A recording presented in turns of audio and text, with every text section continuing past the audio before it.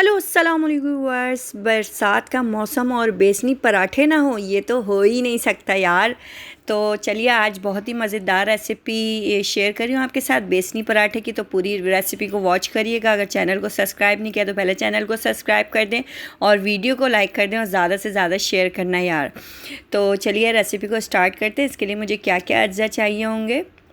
बेसनी पराठा या बेसनी रोटी बना लें, आप कुछ भी बना सकते हैं, लेकिन मैंने बेसनी पराठा बनाया था। अच्छा, मैंने आधा किलो बेसन, आधा किलो आटा ले लिया, जो घर में हम लोग नॉर्मली यूज़ करते हैं वो वाला आटा। अच्छा, एक अदद प्याज ले लिए बड़ी, उसको चॉप कर लिया है मैंने। एक खाने का चम्मच लहसुन का पेस्ट ले लिया है मैंने, सिर्फ लहसुन पेस्ट। हरा धनिया ले लिया है हस्बे ज़रूरत। पुदीना ये मेरा होममेड है, घर में उगा हुआ, ये तो मैं ले लेती हूँ घर में से। अच्छा, ऑयल ले लिया है मैंने आधा कप। गरम मसाला ले लिया है पिसा हुआ। हल्दी पाउडर, ज़ीरा और क्या नाम है, ज़ीरा है मेरे पास, और क्या कहते हैं ज़ीरा को, इसको मैंने भून के पीस के रख लिया है। नमक हस्बे ज़रूरत, कुटी हुई लाल मिर्च। अच्छा, लाल चटनी के लिए मुझे क्या क्या अज्जा चाहिए होंगे। लहसुन है, इमली है, और क्या नाम है, ज़ीरा है, और साबुत मिर्चें, और हस्बे ज़रूरत नमक। अच्छा, ये सारी, ये लाल चटनी के लिए, लहसुन वाली लाल चटनी के लिए, और ये जो है बेसनी पराठे बनाने के लिए है।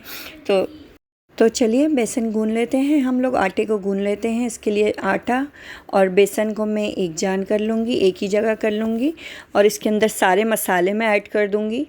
इस तरीक़े से हम बेसन को और इसको एक साथ ही कर लेंगे। और लाल चटनी और बेसनी पराठे तो इतने मज़े के लगते हैं, ज़रूर रेसिपी को ट्राई करिएगा। मुझे कमेंट्स में छोटा सा मुझे कमेंट्स कर दिया करें, कमेंट्स बॉक्स में है ना, मुझे थोड़ा सा बता दिया करें, रिव्यू दे दिया करें कि मेरी रेसिपी कैसी लगती है यार आप लोगों को। और ये सारे मसाले मैं इसके अंदर ऐड कर दूँगी। तो चलिए, बारिश का मौसम है आजकल, बारिश का सीज़न चल रहा है, बारिशें हो रही हैं, और पकोड़े ना हो और बेसनी पराठे ना हो या आलू के पराठे नहीं हो तो मज़ा ही नहीं आता। तो चलिए, सारी चीज़ों को मैंने इसके अंदर डाल दिया है और इसको मैं गूँध लूँगी फिर। अच्छा, थोड़ा सा ज़ीरा भी मैंने इसके अंदर डाल दिया था, थोड़ा सा चटनी का निकाल के, साबुत ज़ीरा भी थोड़ा थोड़ा। इसका फ्लेवर भी अच्छा लगता है और ये इसमें भी अच्छा लगता है, मतलब पराठों में थोड़ा थोड़ा नज़र आए तो अच्छा लगता है।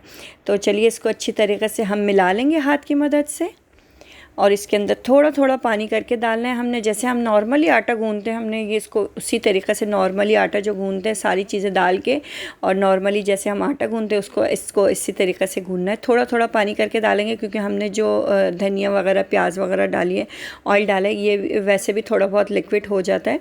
तो इसको अच्छी तरीक़े से हम गूँध लेंगे। ये मेरा आटा तकरीबन गूँध चुका है, ये देख सकें हैं। और हम इसको आधे घंटे के लिए रेस्ट दे देंगे कि आधे घंटे के लिए ये ठहर जाए, फिर इसका हम पराठे बनाएंगे। जब तक के लिए हम चटनी पीस लेते हैं। तो चटनी के लिए मैंने इमली है, इमली को मैंने पानी में भिगो दिया। इस तरीक़े से पानी में भिगो दें आप 15 मिनट के लिए, सारे गूदा इसका निकल जाएगा और ये आराम से पिस जाएगी। अच्छा, ये एक साबुत मिर्च, ये ज़ीरा, और इसमें डालेंगे लहसुन। लहसुन थोड़ा ज़्यादा डलेगा, लहसुन की चटनी बहुत ही ज़बरदस्त टेस्ट आता है। और नमक हस्बे ज़रूरत, जितना आप कम और ज़्यादा पसंद करें उस तरीक़े से आप इसमें डाल लें। अच्छा, ये मेरी चटनी पिस चुकी है, देख सकते हैं, और बहुत ही मज़ेदार चटनी पिसी थी मेरी। और इसको आप इसको स्टोर कर सकते हैं हफ़्ते भर के लिए, महीने भर के लिए, ख़राब नहीं होती। तो चलिए, हम आटे को पराठे बना लेते हैं इसके। ये इसको मैंने रेस्ट दे दिया था और ये मेरा आटा तकरीबन सेट हो चुका है। अब इसके मैं पराठे बनाऊंगी इस तरीक़े से। अच्छा, इसके ज़्यादा बड़े बड़े पराठे नहीं बनाने हमने, क्योंकि ना ये किनारियों से फटने लग जाते हैं अगर ज़्यादा बड़े पराठे बनाए। अच्छा, छोटे पेड़ा थोड़ा सा नॉर्मल ले लें और पराठों को थोड़ा छोटा छोटा बनाएंगे तो ये बहुत ही गोल और बहुत ही ज़बरदस्त पराठे बनेंगे आपके। ठीक है, इस तरीक़े से हम इसको कर लेंगे और थोड़ी सी इसमें खुश्की लगा देंगे और इस तरीक़े से हल्के हाथ के मदद से इसको बेल लेंगे। इस तरीक़े से छोटे छोटे हमने पराठे बना लेने इसके।